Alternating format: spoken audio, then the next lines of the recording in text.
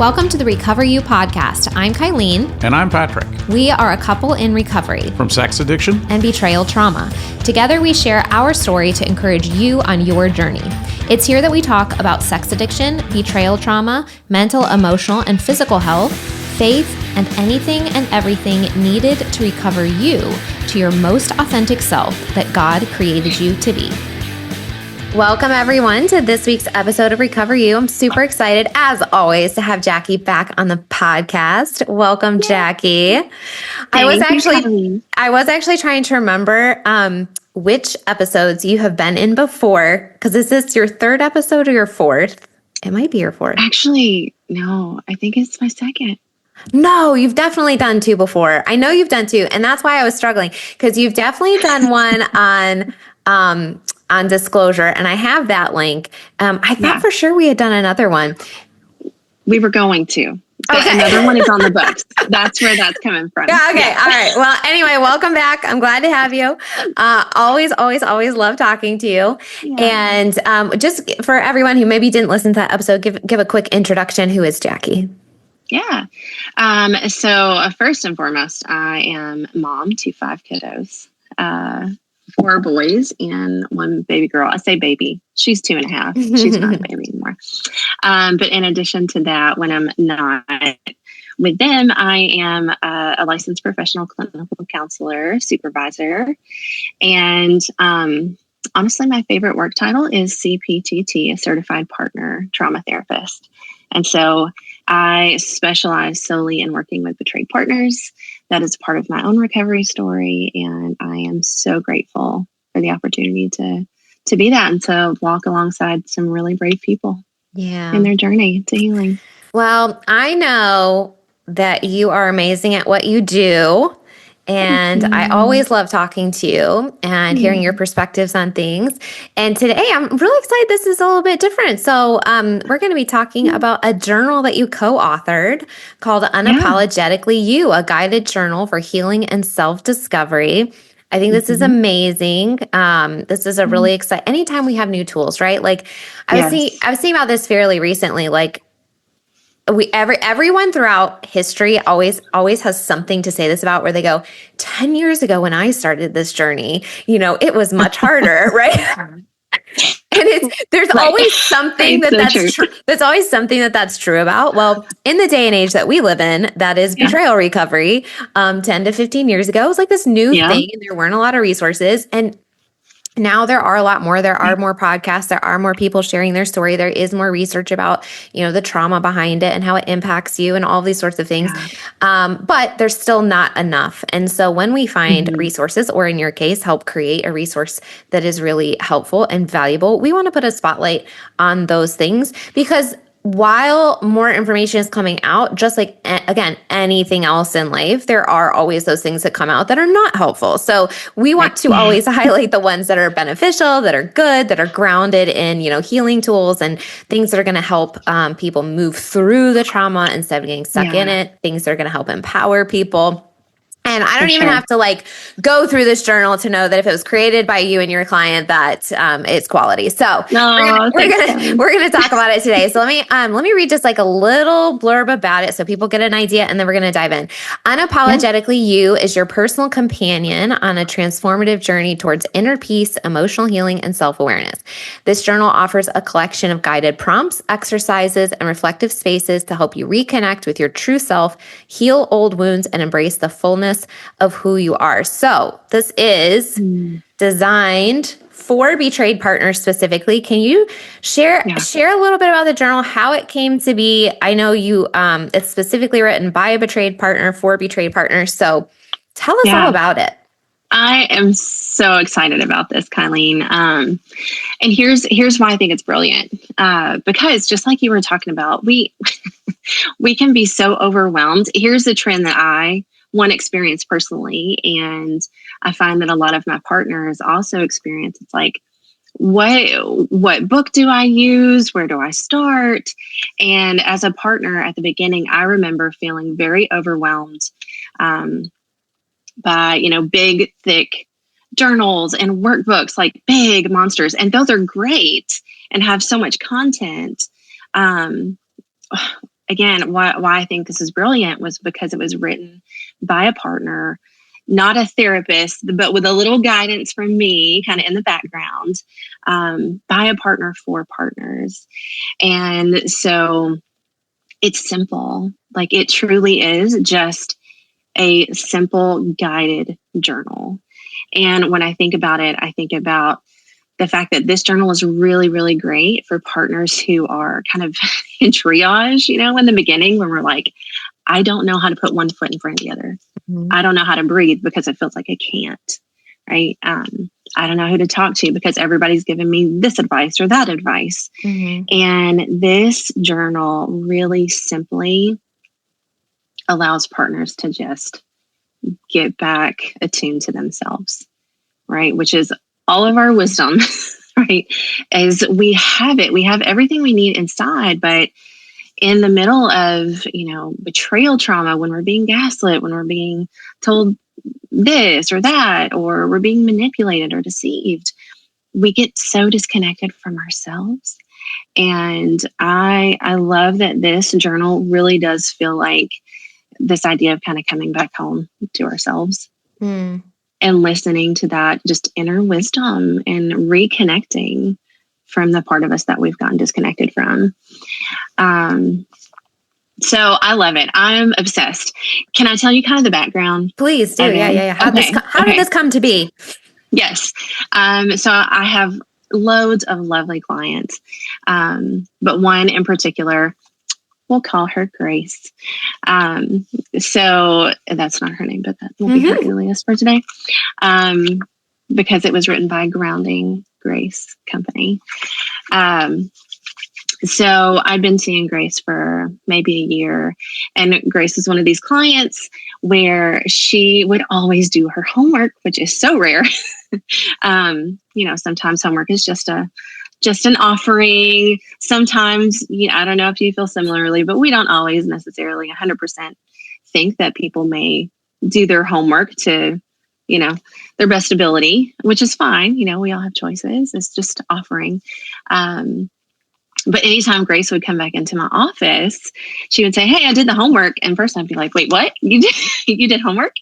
That's amazing." But she would do it with such insight and awareness and with so much intentionality. And, it started at the very beginning of kind of discovery when she was really disconnected from herself, and kind of in crisis. And it was really just this work to get back in her own feet, in her own core. And so over the course of the year, she's collected all this homework. And then one day, and I believe it was March this past year, she came in and she was like, "Jackie, look what I did." And she handed me this journal, and I said, "What?" Oh my gosh, this is incredible. Like, she had taken her whole process. And she's a writer. She's really great with words, very eloquent. But she put together this little journal of basically all of her work, and was kind of this, this offering of like, "Hey, here is this journal that I created." And I said, "What would you think about us getting this in the hands of other partners? Because this is brilliant." Because it's so simple. It's so honest. She, and I love that she has, like, at the bottom of a lot of these pages, she has her own little like quips and responses. Like, she's got a section that talks about my truth. And at the very bottom of the page, there's just a little phrase that says, "Standing strong in your own light and truth." And then she's got one on boundaries, and at the bottom she says, "Let's ruffle some feathers." I love it.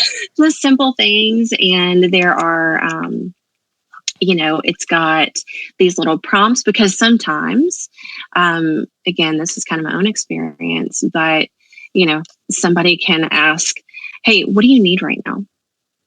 And as a partner, you're like, "What? I don't know what I need. I've never needed anything because I've spent my life taking care of the needs of other people.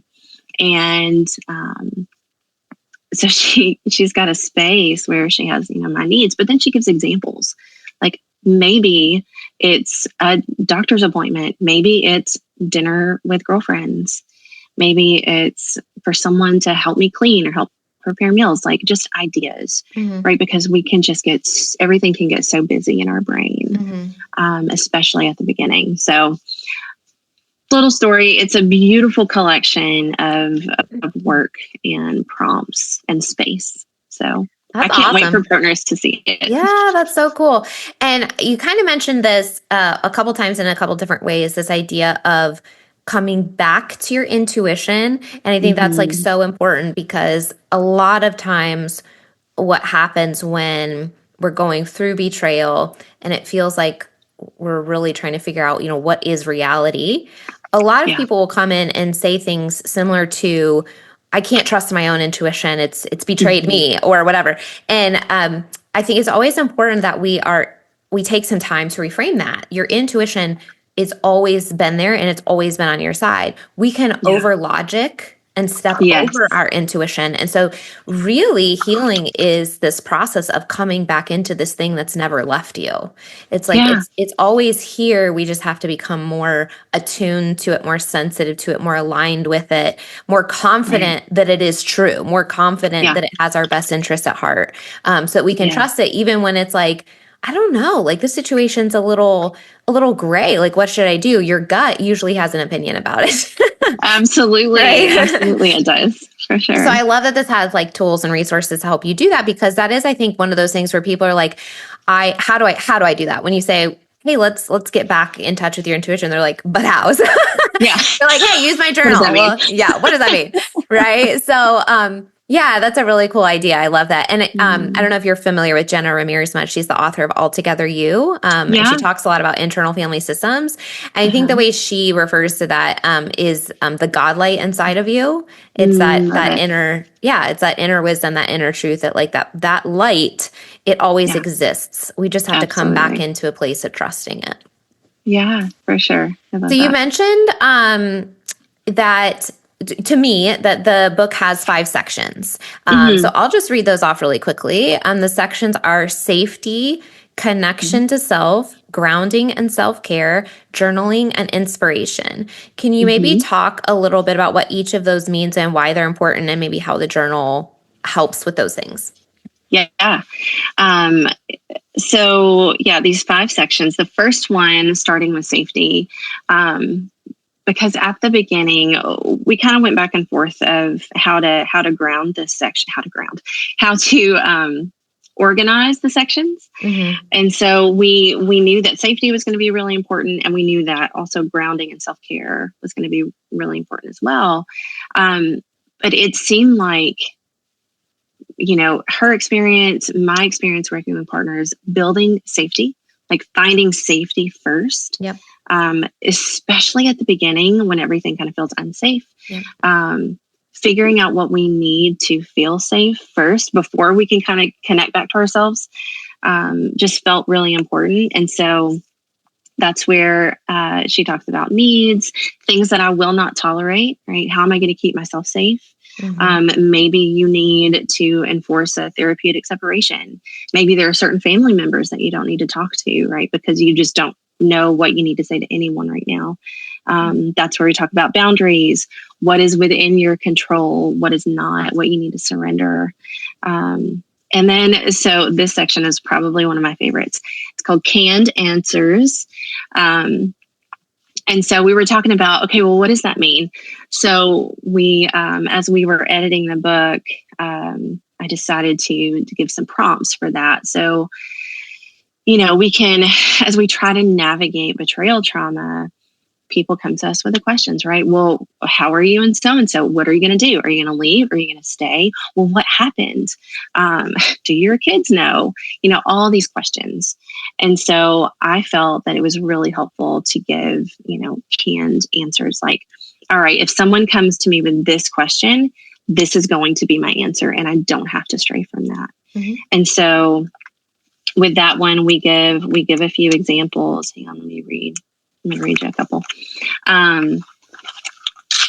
I also love at the beginning, she says, don't be quick to explain yourself. Let them wonder. But under canned answers, some examples are, that's not something I'm ready to talk about right now. I appreciate your concern, but I'd rather not get into it. Let's circle back to that another time, right? Mm-hmm. It's those things that we can just know that we want to say if someone approaches us with a certain question that we really don't want to answer and don't have to, right? It's kind of getting back to, well, again, her little quip at the end of this one, people earn the right to your story. You don't have to share anything. Right? And I think that's important because I think as partners, we feel pressure. One, pressure to protect our spouse if we're staying with them, right? If we're trying to work this out, I think we can feel a lot of pressure to say the right thing, to answer everyone. And that's just not true. We don't have to do that, right? We don't have to overextend. We don't have to abandon ourselves in order to please somebody else. And so that's a really important section for me, for those canned answers. Yeah. So that's the section on safety. And that one just felt really important to kind of have first. So we can go into any situation with a little bit of preparation. Section 2 is on connection to self. With connection to self, we look at our self-talk. What does our self-talk sound like? I love that she has debunking old rules, maybe old rules, old stories that you grew up thinking, right? I have to take care of everyone else first. Well, you just said one too. I don't have to abandon myself to please others. That's probably goes right along in there, right? Yeah. Right. Absolutely. That's never happened. Never, not with any betrayed partner ever. And so kind of writing out what those old rules are and then rewriting new rules that we want to adopt for ourselves. And then just getting to know you, finding your authentic strength. One of my favorite things to do with my partners, this is kind of based around step 2, step 3 work. But it's envisioning your higher power, something bigger than yourself. I am a Christian. And so for me, like my higher power is Jesus. And I have this vision of the lion. That's what I talked about on the first podcast. And so, for me, that works. And to this day, that lion is with me. Anytime I need, I need extra strength. I need to feel grounded. I need to feel fierce. Like I bring that into my mind. And so I do some work with partners around what does that strength outside of yourself look like? If it is religious, if it is Jesus, if it is, if maybe it's nature, maybe if you're not religious, you can tap into something else that is helpful for you. So it gives space to kind of give an imagery for that. Maybe she's got some examples and she drew this is all her artwork. She drew all of this, which is something I love. It's so deeply personal. Like she's given, like you will see her work in this. There's a section that I love. But she drew a strong tower. That was one of the things that she did for herself. She wanted to envision her core as a strong tower that no one could get into, right? Unless she allowed them. But there's the very first part of section 2. She, I'm going to show you, our listeners can't see this, but she wrote, it has all of the old narratives, right? I need to be better. I'm stuck. I'm crazy. I'm alone. I'm unwanted, right? She wrote those in kind of a rectangle. And then she said, rewrite your story. And she went through and she wrote truth over the negative. And in the middle, she said, your wounds don't define you.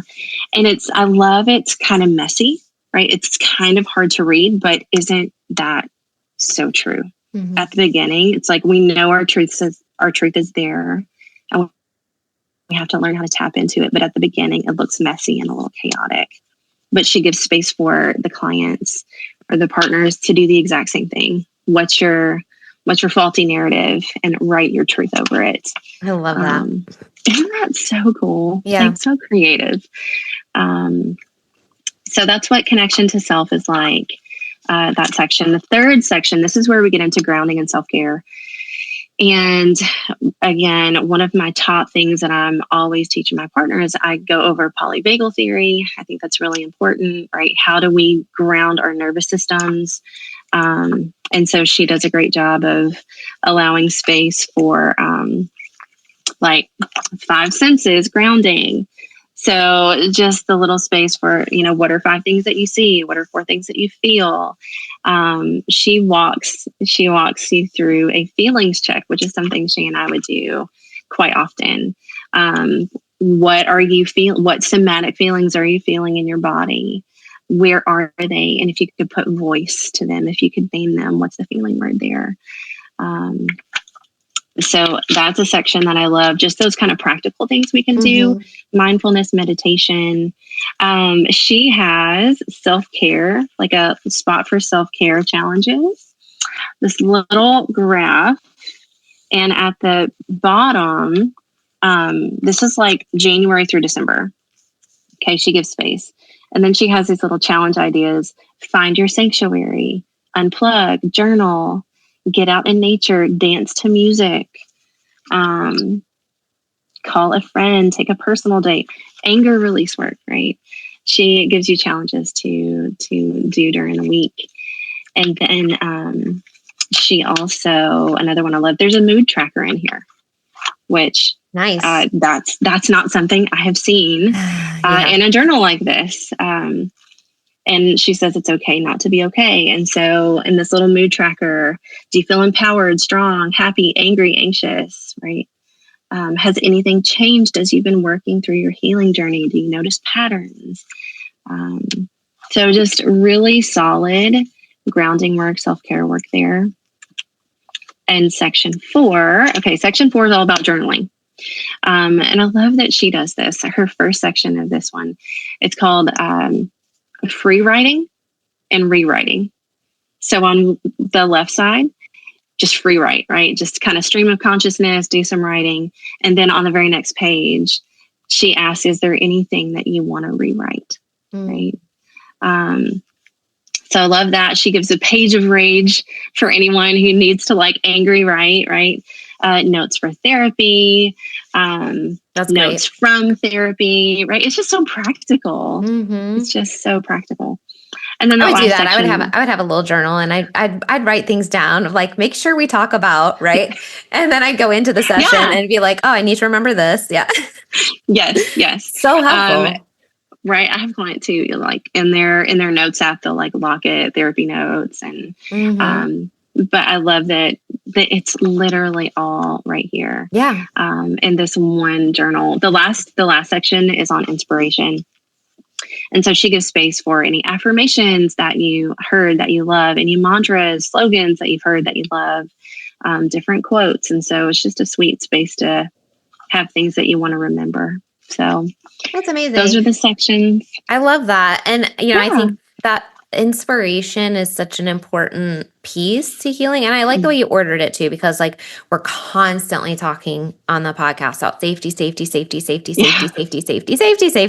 mean, I think if people have listened to every episode, it's probably been 10,000 times that they've heard that word at this point, right? I'm just constantly saying it. But I mean, it's you don't want to beat a dead horse, but we just can't get anywhere if we don't have stabilization, if we can't begin to regulate our nervous systems, if we can't begin to make sense of things, if we can't begin to, be able to feel a little more grounded, that literally joy and positive emotions and things come in that place in our nervous system where it's balanced. And exactly. So we have to get somewhat stable and somewhat safe before we can be able to move forward in life. And so that's why you hear everybody talking about this is this is the foundation. This is the step, right? So that's so crucial that that's first. But then that inspiration piece, when we have stability, when we have safety, being able to see things in life that make us happy or that bring a little bit of joy or that bring a little bit of gratitude or if we're involved in something like art, she drew the images or she participated in the art of the journal, what she wrote, right? She would say that's creative.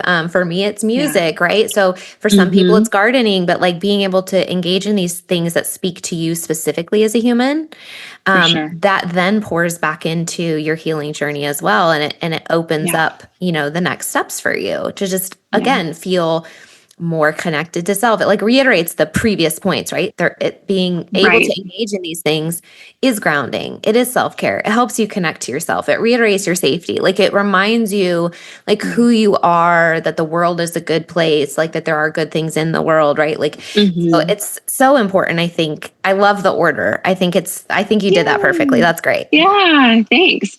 Yeah, like you said, there's got to be that. There's got to be that homeostasis of some sort, right? Some consistent. And I think when we can get there, like we just feel more and more empowered. Yeah, and I Um, think like maybe to validate to the people that are listening that maybe feel they're in that place and they're frustrated, I would say I do think that's the hardest phase because it's the yeah, first phase that like right. really you do still feel the shock when you're trying to Hmm. stabilize. You do still feel like the height of the trauma. You are still trying to figure things out. And at the same time, you're over here trying to create safety by setting boundaries and using Yeah. your voice in maybe a way that hasn't been done before. And you're trying to like say, what do I need? And right, there's just Hmm. so much I think that goes into creating that if you feel Hmm. overwhelmed by that, we hear you. Like we Yeah. understand, we reiterate that it's important, but we also understand like that Yeah. is the hardest part. It is like that is the strongest pain point, I think. Truly, when it feels like the bottom has just fallen out Yeah. of your life, Hmm. like you're just we're left there just flailing, Right. and it's chaotic. And I think that's when it is helpful to have someone come and stand beside us, hold our hand, tell us we're not crazy, say, Hmm. hey, I know this is really overwhelming, but let's slow it down. Right. Let's take it one day at a time. Hmm. And the space to be able to do that. Yep. And knowing, here's the thing that I think it's important for partners to know that they deserve that, Yes. that they don't have to get caught up in the chaos of this, but they can actually say, no, no, no, I need to slow down. I want to slow down. I Hmm. can choose to slow down. And again, And it's like really that give coming back themselves. to like you have that truth, you have Yeah. that inside of you, and it's Yeah. okay to trust that. Like you're valuable and worthy enough Hmm. to trust Hmm. that part of yourself. Hmm. Hmm. Right. That so many partners question that gut feeling. I'm like, listen, that is your God-given discernment. That Hmm. is a gift, and when we can go back to trusting that, I think Yeah. that's where we found our power.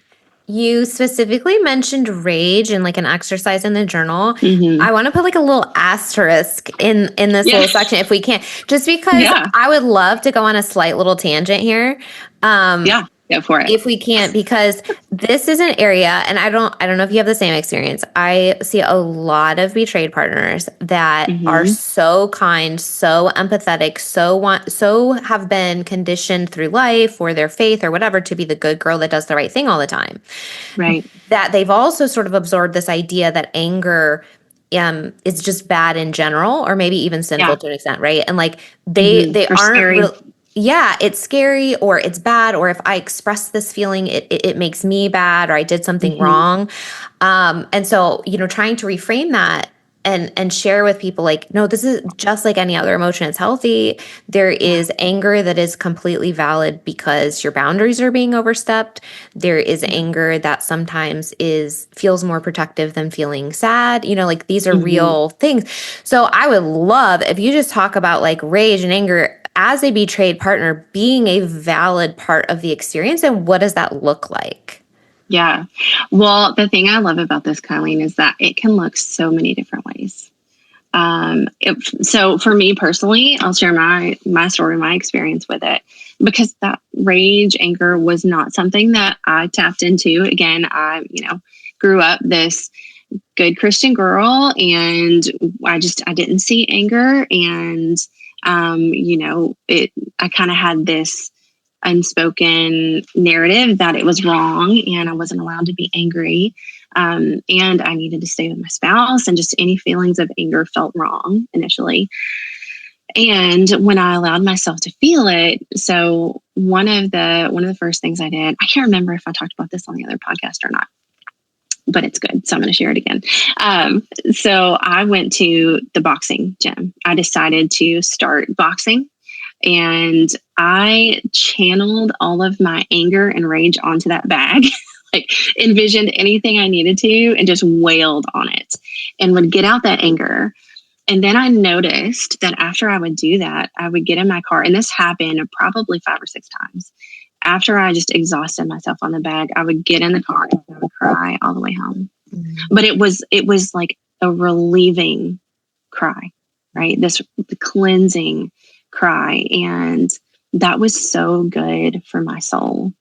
I remember angry journaling. Like if you go back in my journals, you can tell when I'm just really pissed. Yeah. Got some very choice words and really like angry letters. And that's what I needed to do. Okay, example, this client in particular, again, like just a champ with homework. And so gave them the option to do some anger work in a way that felt helpful for them. And this client loved to throw axes. Nice. So they went home and wrote out this big list of all the things that they were angry at on a piece of poster board and nailed it to a big plywood board. And then took like throwing stars and knives, like a little collection. Like they did this in their spare time. They actually like to throw. And so, but threw those stars and those knives at those lies that they had been told. And then sent me a picture of all the stars and all the throwing knives in the poster board. And it was so powerful. I have done, hitting a metal trash can, like writing in Sharpie on a metal trash can and then taking a bat to it and just cathartically letting out that energy. Because it's not wrong to be angry. Like you said, like it's not a bad thing. God gave us the ability to be angry. And when we feel that in our body is saying, hey, I need to get this out. And so if we can find cathartic, healthy, safe ways to do that. I just did some anger work in my office with someone the other day, and it was just all about taking a bat. And I have a like a bean bag. And just a very controlled, like we're going to take the bat over our head. We're going to take a big breath and we're going to breathe it out as hard as we can while we hit the bag. Right. And it's just about moving energy sometimes. And that's like what our body needs to say, oh, okay, you saw me. I feel better. Yeah. Right. Yeah. So absolutely. I love anger work and all the different ways that it can manifest. I'm always, it's not okay if it hurts somebody else. Right. Right. And you can control it and it can actually be really healing. Yeah. And if we do our own work, then it's not as likely to come out sideways at our kids, at our spouse, at our neighbor. Right. Yeah. I think that's a really good point because I do think sometimes people are afraid of, well, anger being expressed a certain way is going to be bad, right? And so they might associate it with lashing out at another person or something like that. Right. And it's like, no, that the core wound, the core emotion itself, there's nothing wrong with that. We just need to channel it in a healthy way. Yeah. And then that helps diminish it because to your point, it feels seen and then it doesn't have to express itself in unhealthy ways after that. So I love anger work too. And sometimes when people feel so uncomfortable with the concept. Sometimes it's like even doing just a visualization where they visualize the part of them that's angry and like letting it express itself like in their head. It's so fascinating how just that visualization allows that part of them to express in a full rage, whatever it wants to express. And it still moves the energy, even if they never did anything physically or like verbally. And then they will come out of like the exercise and be like, wow, like that felt so much better. Right. Yeah. Sometimes to kind of, like you said, like personify it, right? Like what does anger look like? And okay, we're going to sit in this chair and have a conversation with it.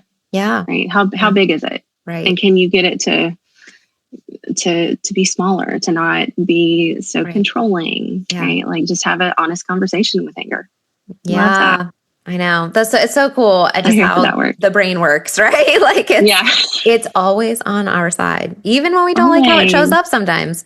So true. So what else would you like people to know about this journal? Let's maybe talk, where can they get it? And also, I think you mentioned this, but maybe clarify, like, is there a most beneficial time that people should be using this?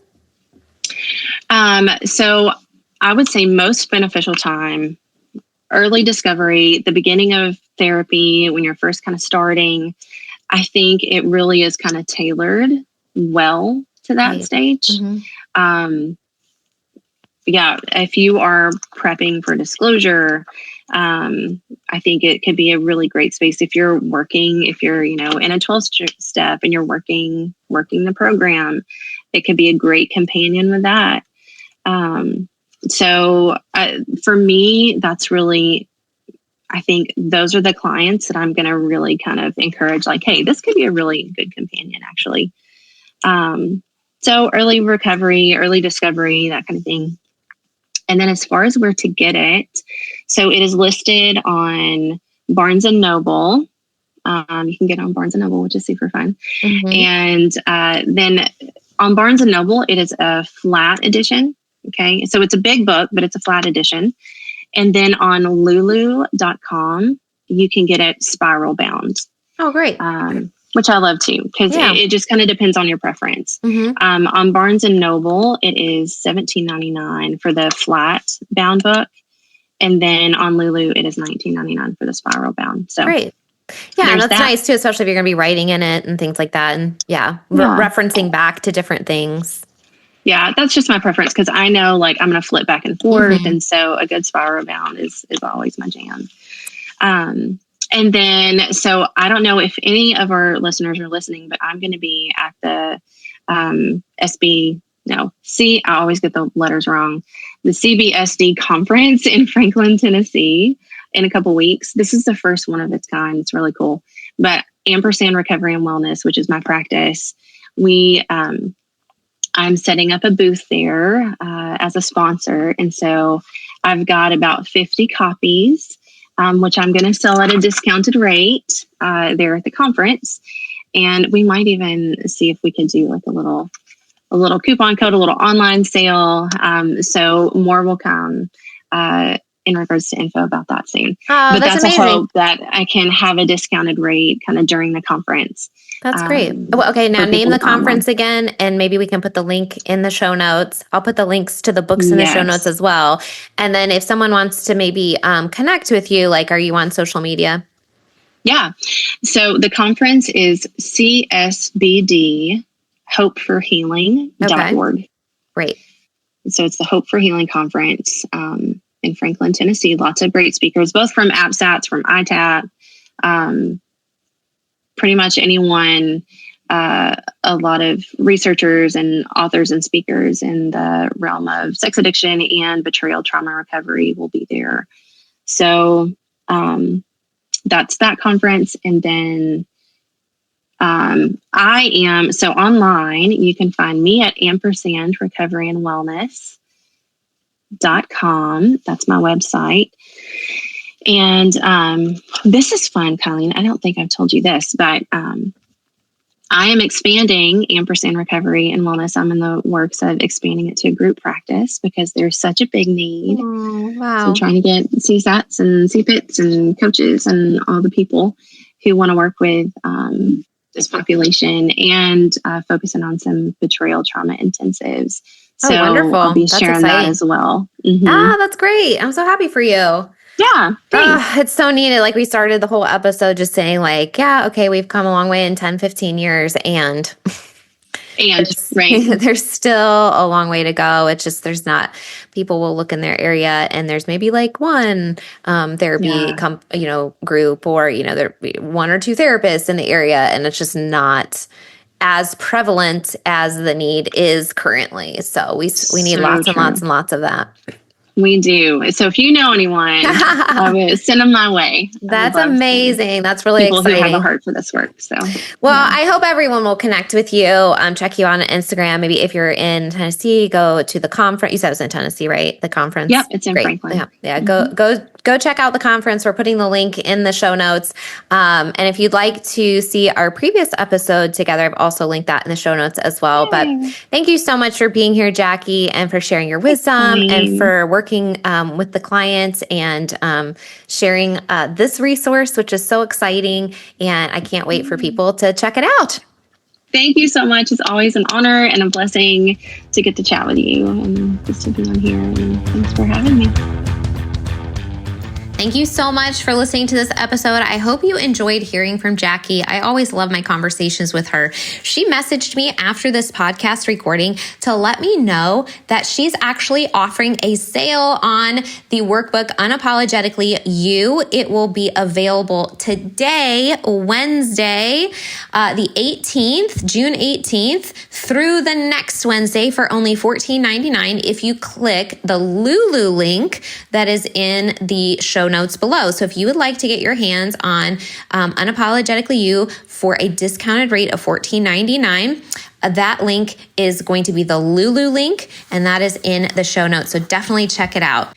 Remember, every day is a new opportunity to choose health and freedom. Make that choice today, and we will see you next week. Woohoo! If you're listening to this, it means you've made it through an entire episode. Part of recovery is spending time engaging in healing and self-growth activities. We are thankful that you chose our podcast to be one of those activities today. Make sure you reward yourself for that accomplishment. If you've enjoyed this episode or this podcast, we would love to hear from you. Please take just a few moments to leave a rating and review, letting us know your experience with Recover You. We not only love hearing how these episodes are helpful, but ratings and reviews help others just like you who are searching for recovery information and support find the podcast too. We can't wait to hear from you. See you next week.